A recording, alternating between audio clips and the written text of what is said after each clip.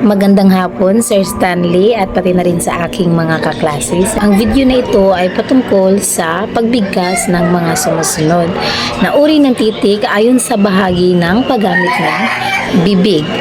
Ginagamit ang bibig. So, ang unang artikulasyon na ating ginagamit ay paggamit ng ating labi o panlabi. Ang mga letra na gamit ang ating labi ay letrang P, B, at M. Halimbawa ng mga salitang ito ay pusa, pusa, bata, mangga. Ang mga tunog na ito ay nabubuo sa pagsasara o pagdikit ng ating mga labi. Pusa, pusa, mangga, mangga. Ngayon ay atin na namang babanggitin ang tungkol sa pangngipin. Dila at ngipin ang ginagamit nito.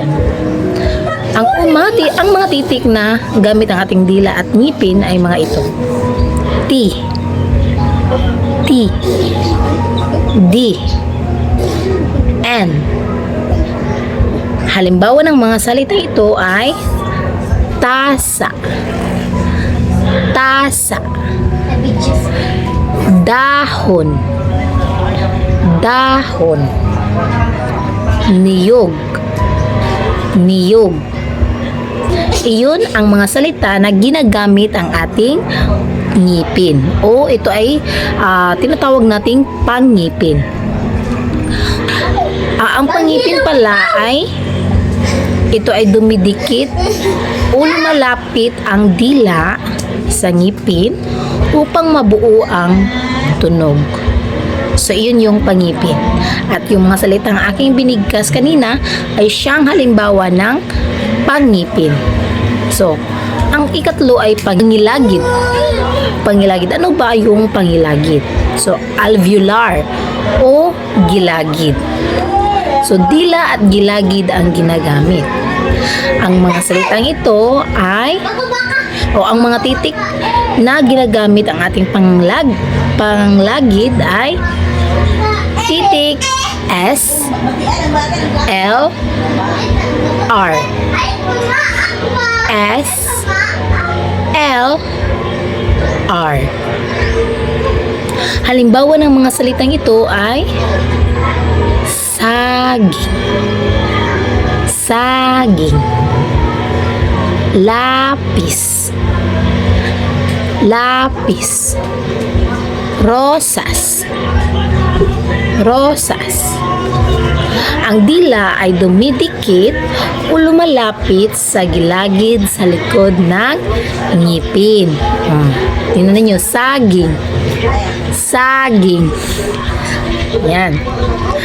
Ngayon ay ang pang-apat naman na artikulasyon ay pangala-ngala o palatal ngala-ngala. Dila at ngala-ngala o bubong ng bibig ang ginagamit rito.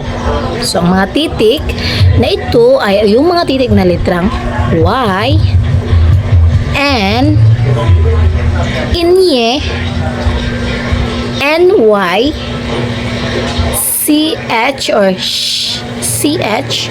So, halimbawa ng salitang ito ay yellow, yellow, niyog, niyog, chocolate, chocolate. So, ang tunog na ito ay nabubuo kapag ang dila ay lumalapit sa ating ngala-ngala. So, ikalima naman ay ang panlalamunan o glutal lalamunan. Now, ay ngayon,